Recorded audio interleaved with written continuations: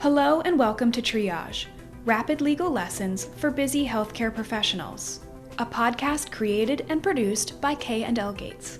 Each episode is designed to highlight important developments in health law and analyze the impact on our clients and friends of the firm. We hope you enjoy this podcast. On August 17, 2020, the Food and Drug Administration announced the availability of final guidance, which provides the current thinking of the FDA's medical product centers, the Center for Drug Evaluation and Research, the Center for Biologics Evaluation and Research, and the Center for Devices and Radiological Health, which we will refer to collectively as the centers, regarding civil money penalties that may be assessed under the Federal Food, Drug, and Cosmetic Act, or FDCA, for violations of the requirements to submit clinical trial registration and results information to the ClinicalTrials.gov databank and certain certifications to the FDA. I'm Kenneth Kennedy, and I'm here with my colleague, Lindsey Rogers-Seitz, and we are attorneys in K&L Gates' National Healthcare and FDA Practice Group. Our Healthcare and FDA Practice Group tracks the evolution of healthcare regulations, including those issued by the FDA. Today, we will be speaking about the latest guidance from the FDA and how it affects parties responsible for clinical trial reporting. Lindsey, can you give us some background concerning reporting requirements regarding the submission of clinical trial information to the ClinicalTrials.gov databank?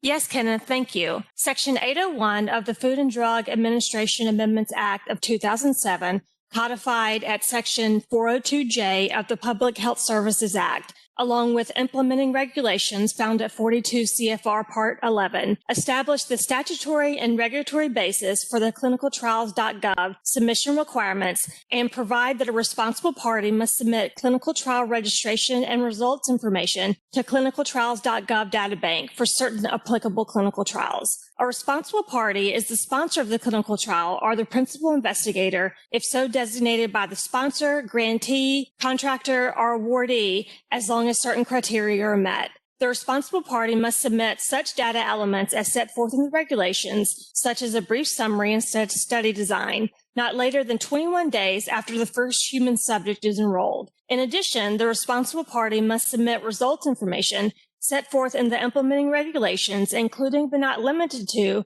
participant data and outcomes and statistical analysis, no later than 1 year after the primary completion date of the applicable clinical trial. Lastly, a submitter must certify to the FDA that all requirements of Section 402J of the Public Health Services Act have been met when submitting certain applications and submissions to the FDA regarding drug products, biological products, and device products.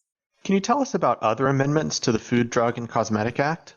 The Food, Drug, and Administration Amendments Act also amended the FDCA to add the following prohibited acts under Section 301JJ. First, failing to submit or knowingly submitting a false certification to the FDA pursuant to Section 402J of the Public Health Services Act, as I described earlier.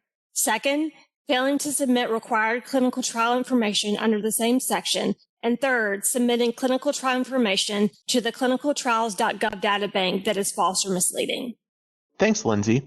Can you tell us how the centers intend to identify whether someone has failed to submit clinical trial registration and/or results to the ClinicalTrials.gov databank, submitted false or misleading information, or failed to submit or knowingly submitted a false certification to the FDA?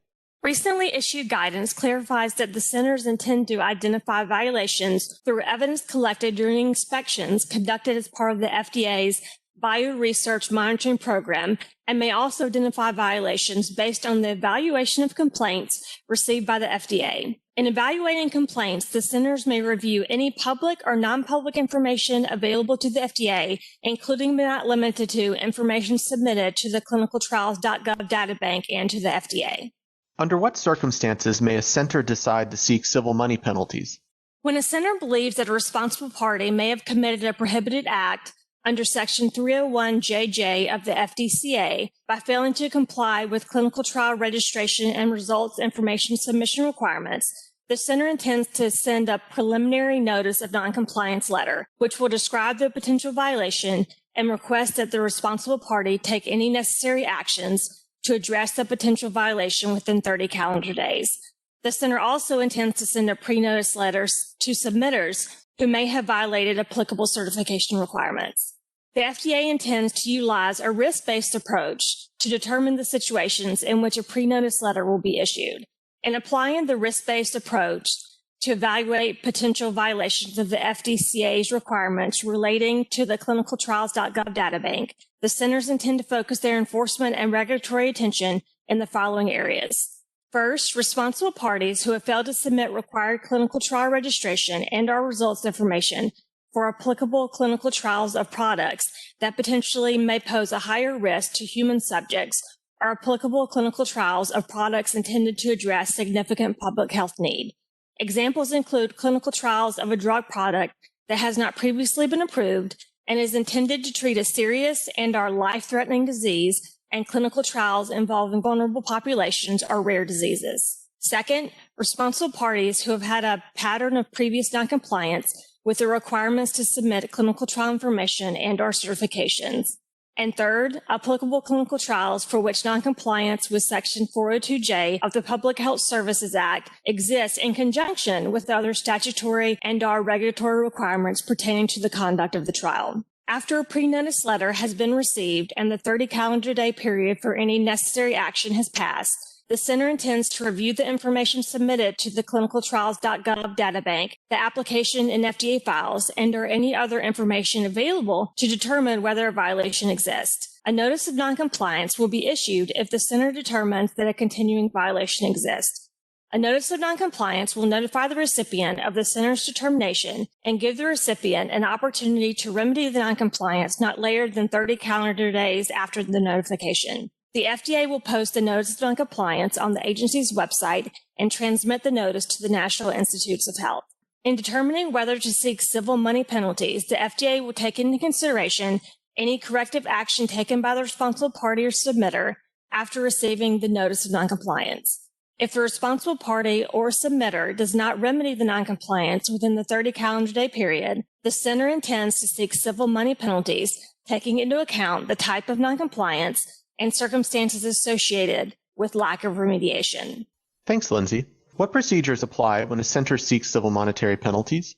The center having jurisdiction over the matter will file a complaint with the FDA's Division of Dockets Management and serve the complaint on the respondent. Upon being served, the respondent generally responds by either paying the penalties sought in the complaint or filing an answer and contesting some or all of the center's allegations. If a respondent chooses to contest the matter, it must file an answer to the complaint within 30 days after the date of service. If the respondent so answers, respondent will be entitled to a hearing. After submitting an answer, a respondent may engage in settlement discussions with the center regarding the civil money penalty. If a settlement is agreed upon, the respondent will pay any penalty assessed and sign a settlement agreement that is filed in the docket for the matter. Cases that are not settled will be decided by a presiding officer, either after an administrative hearing or after a party files for summary decision. After the presiding officer renders an initial decision, either party may appeal to the Department of Health and Human Services Departmental Appeals Board. The respondent may then appeal an adverse Departmental Appeals Board decision to the U.S. Court of Appeals for the District of Columbia. Lastly, what civil money penalties may be assessed? Sure, Kenneth. Civil money penalties may be assessed under Section 301JJ of the FDCA for 1. Failing to submit required clinical trial registration and/or results information to the ClinicalTrials.gov databank. 2. Submitting false or misleading information to the ClinicalTrials.gov databank. 3. Failing to submit the required certification to the FDA. Or 4. Knowingly submitting a false certification to the FDA.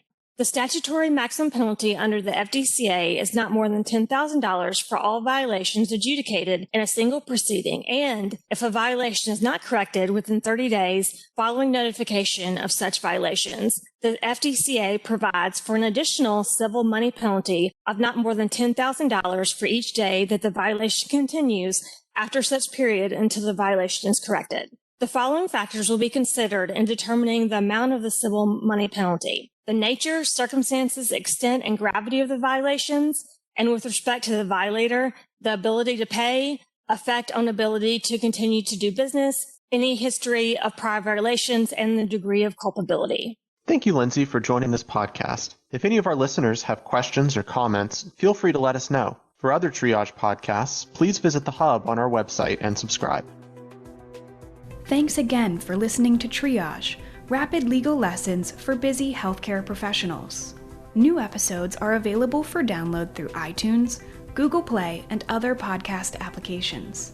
By subscribing to Triage, you will receive timely notifications of each new episode.